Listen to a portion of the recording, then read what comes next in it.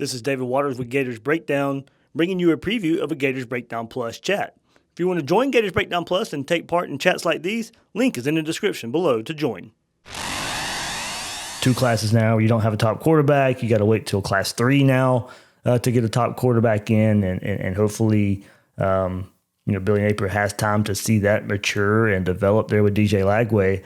And maybe Graham Mertz, and maybe down the road where you don't have to force DJ Lagway in, another transfer. I mean, it's probably going to be a transfer quarterback if you don't want DJ Lagway to play his true freshman year. Is he that special to come in and be able to lead a team as a true freshman? That remains to be seen. He's going to, I think a lot of people will put that on him, whether fair or not, but I'm not sure. I'm not so sure that would be the best path right now. We'll see how he performs in his senior season. I'm glad he did clear up about the whole early enrolling or reclassifying thing. It does not seem that will be the path now. I know that was kind of rumored and discussed a bit if he would reclassify in light of the Rashada situation. It looks like if we can take him for his word right now, that will not be the plan. But now, I guess the hope would be, Graham Mertz is good enough to where he is only here for a year and then he goes on. If Graham Mertz is here for 2 years, either that means he has an okay year in year 1 because he's got 2 years of eligibility left. And, instead of handing the keys over to Lagway, you let Lagway develop for a year. And we saw enough from Graham Mertz to where, he is the guy leading in his second year, the 2024 season. And then maybe he can help this offense take off in his second season and in Billy Napier's third season. It would be their second season together and maybe taking a step. But I think you're looking at, it will be maybe even 2025 before we see a Billy Napier recruited quarterback from high school take over. And that's crazy to think about because of this Rashada situation. Lagway wasn't his, or? No, he would be. I'm just saying if you don't play him as a true freshman in 24, it's probably it's probably either going to be Mertz in his second year or another transfer quarterback. Well, that's a lot of football in between now and then. They're absolutely. we need Mertz to be a capable quarterback. What you're saying? I think so. Yeah. I think at least enough to show some promise in 23 to where it's like, all right, well, it's not as ugly as I thought it would be, and maybe something to build on in 24.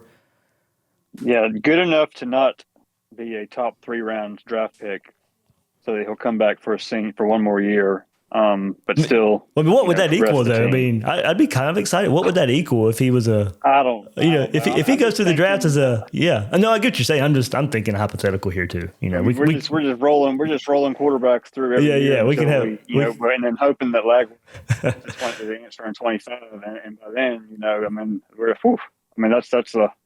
that's a lot of wishful thinking. Yeah. So we may need Mertz for 2 seasons. Yep, good. It could play out that way. And if you're not excited about him now, I know you're probably not excited for that scenario. But I thought we did a pretty good job. And that's kind of been the theme of this past week. I thought we did a pretty good job of kind of being fair for Mertz this past week on Gators Breakdown. I thought we did some good, showed some good, we showed some bad, tried to be fair.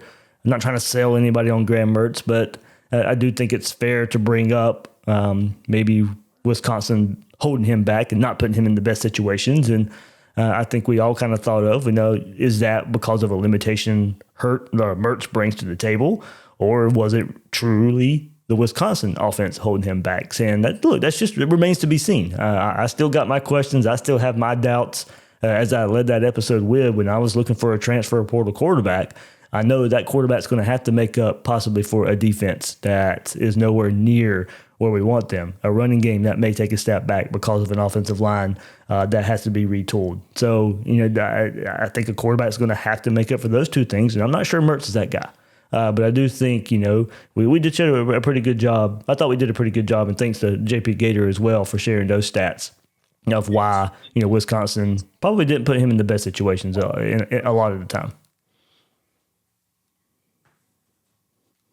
The question is, So are we then going to put them in better situations, or is it going to be about the same? Right. If that offensive line is, does take a step back and Florida can't run the ball, he still may be in some unfortunate situations against some better teams at the same time.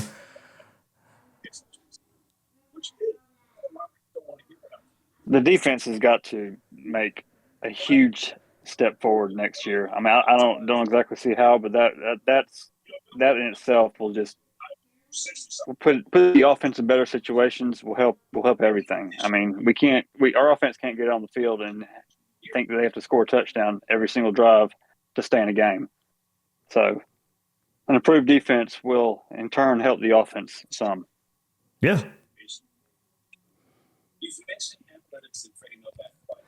I did see a lot of people were. Dave, yeah, go ahead.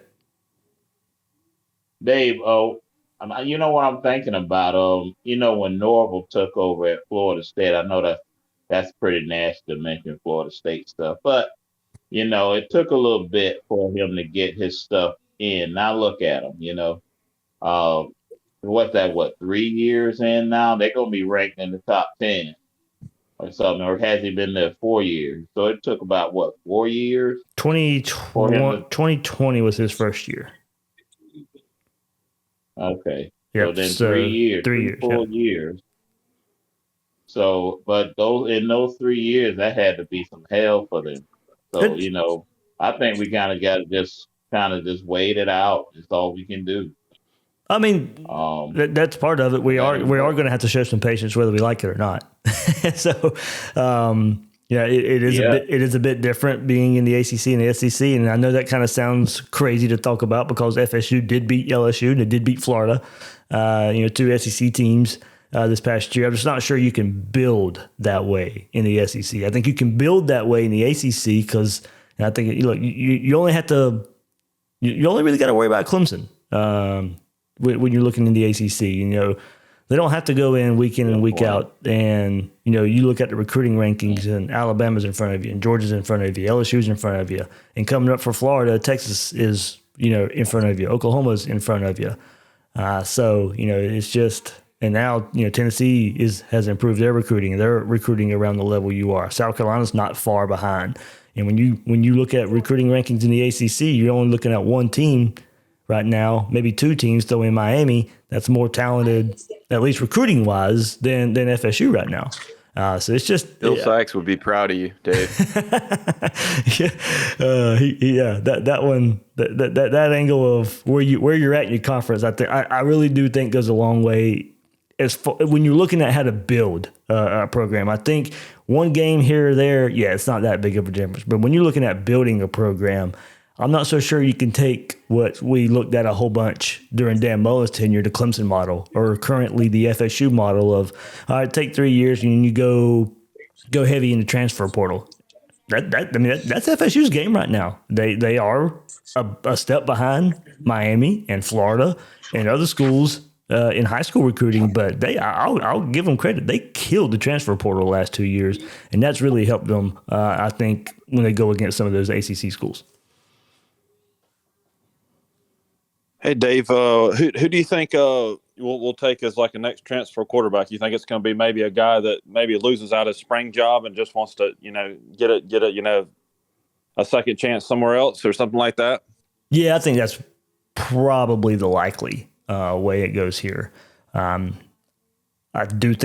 absolutely think if you can get a quarterback, you need to take one just for number's sake. Right now, you're only looking at Graham Mertz, Jack Miller, and Max Brown. And like I said earlier, Max Brown's going to be doing baseball in the spring, so he won't even be 100% football in spring if I'm thinking about that right.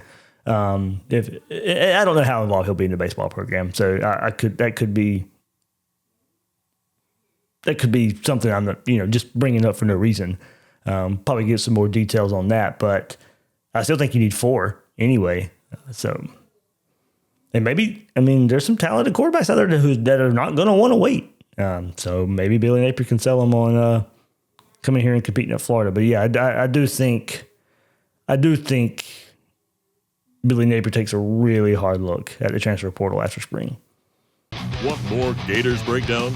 Join Gators Breakdown Plus.